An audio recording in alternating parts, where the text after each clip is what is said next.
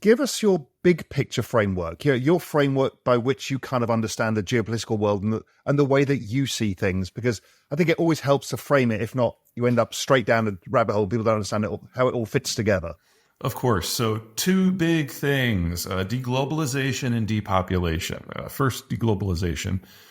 People forget that globalization was not created for trade. It was created as a bribe to fight the Cold War. The U.S. knew that it needed allies to line up with it to fight the Soviets, but since all of the potential allies had just been through the worst war in history, they weren't really in a mood.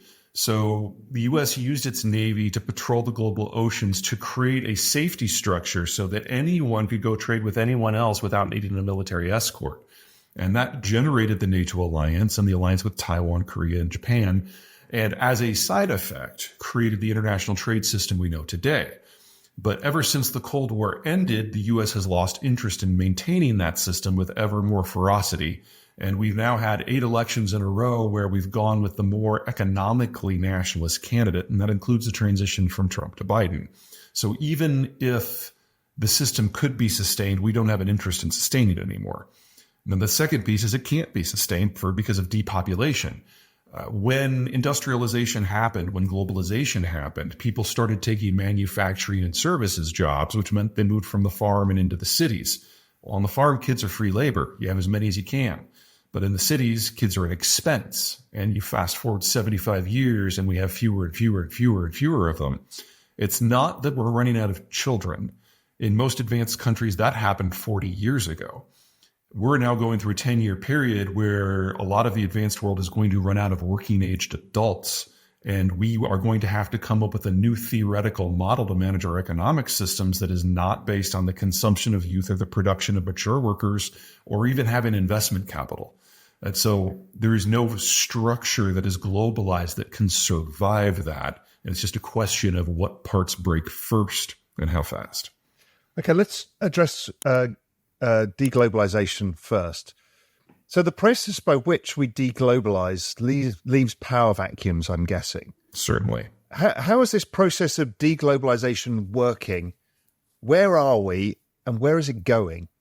We've been very fortunate these last 3 years because a few really heavy shocks have hit the system, but it's held.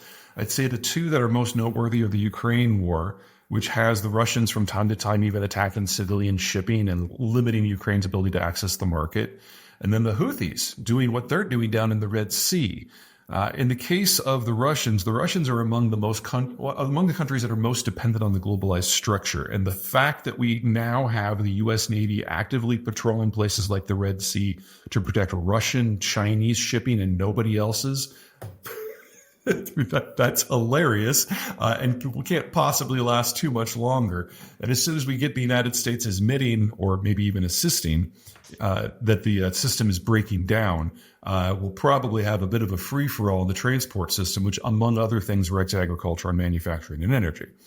The Houthi thing is really interesting, though. The U.S. has retooled its Navy over the last 40 years because we never thought we'd actually have to patrol the oceans as globalization kind of entered into the post-Cold War era.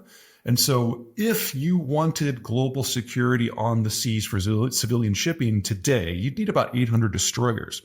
We only have 60.